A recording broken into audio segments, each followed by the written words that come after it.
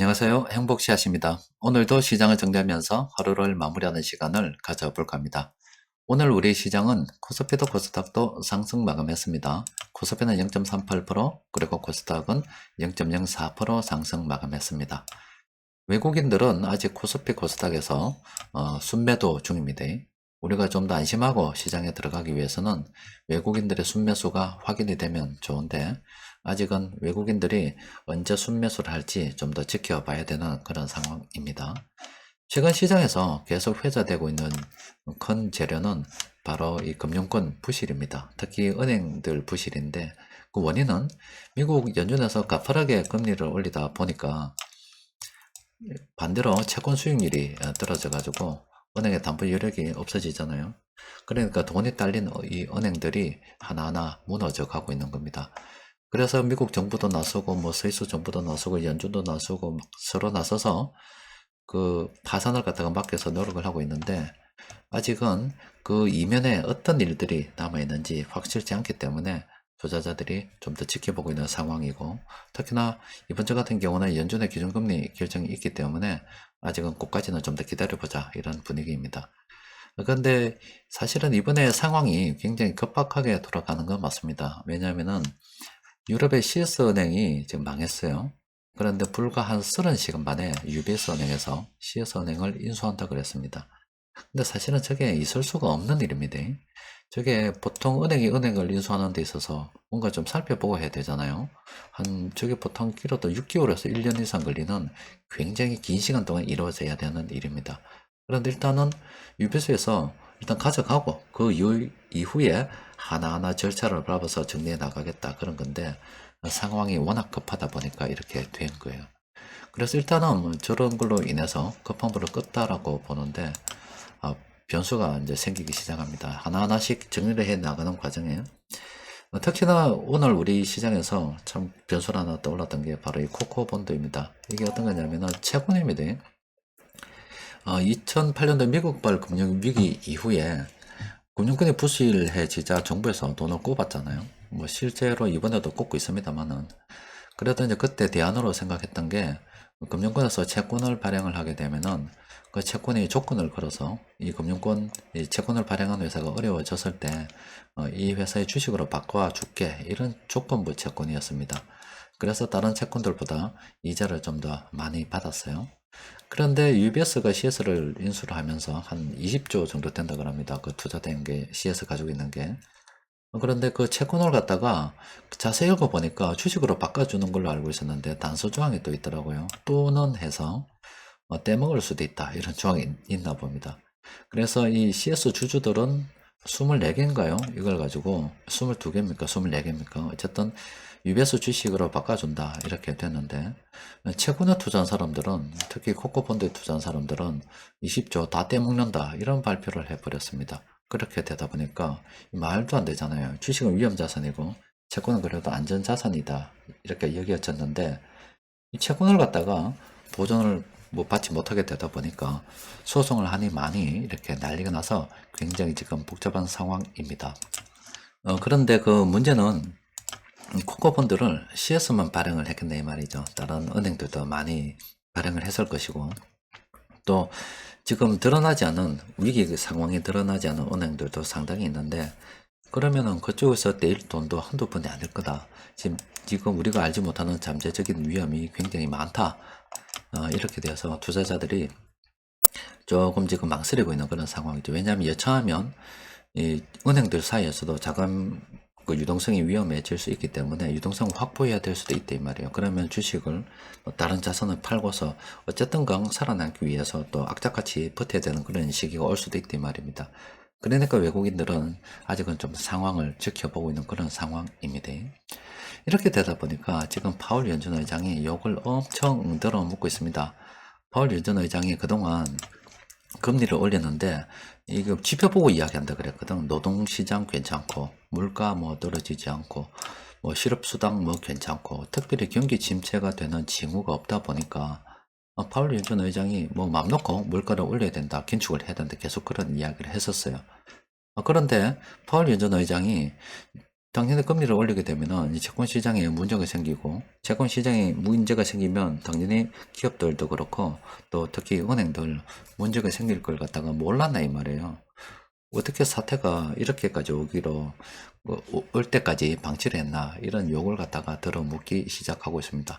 그리고 그동안에 파월 연준 의장 연준에서 금리를 올리면서 경기 침체는 없다, 이런 이야기들이 많았었잖아요. 경기 침체가 됐습니까? 지금 현재 은행들이 줄도산하게 되면은 경기 침체를 지나쳐서 바로 불황으로 지금 갈 수도 있는 그런 상황이라서 지금 외국인들도 좀 주시하고 있는 그런 상황이죠. 그래서 지금 파월 연준 의장 같은 경우도 이번 주 기준금리 결정을 하면서 참 고민이 많을 것 같습니다. 어쨌든 우리 시장을 보면은 주식시장에서 외국인들이 사실 파는 규모는 아직은 그렇게 크지는 않고요. 또 그리고 이 외환시장에서 보면은 아직은 이 외환시장에 큰 변동은 없습니다. 이게 정부에서 막아서 어떻게 그런지 몰라도 아직은 외환시장에서는 특별한 징후가 없어요. 그런데 전 세계적으로 이렇게 놓고 보면은 조금 좀 위험이 좀 보입니다. 특별히 지금 비트코인도 그렇고요. 이 금 있죠. 금 가격이 한 며칠 사이에 엄청나게 지금 치솟아 올랐습니다. 지금 사람들이 아무만 생각해도 그냥 답이 뻔한 거예요. 그동안 이렇게 돈을 많이 풀었잖아요. 돈을 풀었다가 좀 줄이려고 하다 보니까 이 채권 시장에 문제가 생겨서 이 금융권 전체가 무너지게 생겼다 이 말이에요. 근데 아무리 생각을 해도 이 금융권 이 부실을 막으려고 하면은 돈이 또 들어가야 된다 이 말이에요. 그럼 돈이 더 찍어낼 수밖에 없다, 이런 이제 결론의 귀결이 되다 보니까 돈 가치가 하락하게 되면 당연히 이런 금, 이런 가격들이 오를 수밖에 없겠죠. 그래서 금 쪽에는 지금 이렇게 사람들이 많이 수요가 지금 몰려가지고 있는 그런 상황입니다. 근데 어쨌든 투자자들이 기다리는 거는 연준의 기준금리 인상과 파월 연준 의장의 이야기인데, 우리 시간으로는 23일 돼야 되겠죠. 근데 파월 연준 의장도 참 골치 아프게 생긴 게, 시장에서는 0.25% 올린다 돼 있잖아요. 그동안 또 계속 물가 이야기 했었고, 파월 연준 의장이 바라보는 어떤 여러 가지 객관적인 지표들 상으로는 물가도 높고 노동시장 괜찮고 실업 괜찮고 이렇게 하다 보니까 지금은 금리를 올려야 된다, 긴축에 대한 이야기를 계속 했었습니다. 그냥 일관되게 계속 이런 이야기 했었어요. 그런데 그런 이야기를 하다가 갑자기 기준금리를 갖다 이번에 동결한다 이러면은 정말로 지금 불행의 씨앗이, 은행 지금 얼마나 심각하길래 갑작스럽게 연준에서 말을 바꾸고 그동안 해오던 이 스탠스를 갖다 180도 바꿔버리냐, 이렇게 되면 사람들의 심리가 더 흔들릴 수 있잖아요. 그래서 지금 0.25%가 인상하는 게 좀 더 낫다, 사람들의 심리적인 측면에서는 낫다, 이렇게 사람들이 보고 있는데, 어쨌든 간에 파월 연준 의장이 0.25% 올리든 동기를 하든 어떻게 됐든 간에 끝나고 난 다음에 확실한 신호를 분명히 줘야 됩니다. 금융권의 유동성 위기가 있다 그러면은 연준에서 어떻게든 막는다, 이런 확실한 신호를 줘야 되겠죠. 그런데 그 결론은 이미 정해져 있다라고 봐야 되겠죠. 돈을 더 푸는 겁니다. 그러니까 지금 우리 같은 경우는 제가 여러분들께 금융위기 역사도 있고 책을 통해서 늘 말씀드렸다니까, 보증인이 있을 때는 부도 안 납니다. 그런데 그 보증인의 신용이 떨어지게 되면은 이제 끝나게 되는 거예요. 그런데 불행의 씨앗이 또 있습니다. 미국의 신용이 이제 예전만 못한 일이 자꾸 벌어질 것 같아요. 사우디도 지금 위안화로 결제하기로 했죠. 또 그리고 중국하고 러시아하고 또 만나버렸습니다. 이 중국의 부상, 또 그리고 위안화의 일이 이제 위안화를 사용한 사람들이 늘어나게 되면은 이 달러의 사용이 예전만 하지 못하게 되겠죠. 그럼 달러의 사용이 예전만 하지 못하게 된다 그러면은 미국도 이제 패권이 예전만 하지 못하다는 거예요. 그래서 지금 불행의 씨앗이 이렇게 싹 트고 있습니다. 그러니까 우리 같은 경우는 앞으로 굉장히 출렁출렁 거리는 어떤 상황이 벌어질 것 같아요. 또 특히나 우리 중국하고 미국 그 사이에 우리는 긴게 가지고 있는데 참 곤란하죠. 그래서 우리 같은 경우는 하여튼 그거는 상황에 따라서 바뀔 수가 있지만은 일단 투자의 측면으로서 생각해 볼 때 돈이 계속 그냥 늘어난다는 거, 또 그리고 이 돈은 결과적으로 휴지가 된다는 거, 또 미국의 달러 패권도 서서히 저물고 있다는 거, 또 그래서 우리는 금과 은도 좀 가지고 있어야 된다는 거, 또 그리고 중국하고 미국하고 또 냉전 예전처럼 싸울 수도 있다는 거, 여러 가지 요인들 가능성을 열어놓고서 우리는 투자를 진행하고 또 살아가야 됩니다. 자, 오늘 시장을 보면은 뭐 별거 없었습니다. 뭐 시장의 어떤 금융시장이 굉장히 뭐 긴박하게 돌아가는 거에 비해서 시장은 좀 사실은 평온한 모습입니다. 오히려 기관들이 이렇게 매수를 하고 있는 그런 상황인데 좀 더 우리는 외국인들이 본격적으로 들어올 때까지는 그냥 천천히 가는 겁니다. 여기서 천천히 간다는 이야기는 발 빼라는 게 아니고요. 돈이 늘어나는데 어떻게 발을 빼요? 그냥 호가창 걸어놓고 매수가 되면 좋고 안 되면 다음 날하고 이런 개념입니다. 세력들이 오늘 공통적으로 매수한 종목은 14개 종목이 있습니다. 14개 종목들 쭉 정리를 좀 해보니까 이 아래쪽에 있는 종목들 있죠. 자, 이런 종목들은 우리가 관심을 가지고 살펴볼 필요가 있겠습니다. 그리고 변곡점 지표를 통해서 정리를 좀 해보니까 자, 이런 종목들은 좀 올랐어요. 그래서 이런 종목들은 뭐 좀 단기적으로 많이 올랐기 때문에 조심해야 되고 이 아래쪽에 있는 종목들은 우리가 계속 관심을 가지고 살펴봐야 되겠죠. 어쨌든 전 세계 은행들의 유동성 위기가 시장의 주요 이슈로 부각이 되고 있습니다.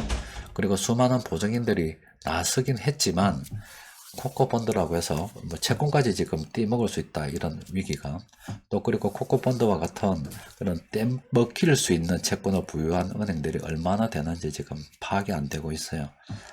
만약에 그런 것들이 터지게 되면은 지금 어떤 일이 벌어질지 모릅니다. 굉장히 지금 불안한 그런 상황을 겪고 있습니다. 그 가운데 또 연준은 이번에 기준금리를 그동안 했던 말이 있기 때문에 또 사람들의 여러 가지 심리를 통제하려고 그러면은 또 인상도 해야 될 것이고 참 복잡하게 지금 하루하루가 어떻게 변할지 모르면서 흘러가고 있습니다. 그러다가 불안한 심리가 확산이 되어서 정말로 지금 뱅크런이 된다 그러면은 은행들 박살나는 건 한순간입니다. 그 상황이 어떻게 될지 모르기 때문에 그냥 예의주시하면서 그냥 아직은 뭐 좀 더 지켜보는 게 좋지 않겠나 싶습니다. 자, 일단 오늘은 여기까지 정리하도록 하겠습니다. 이상입니다.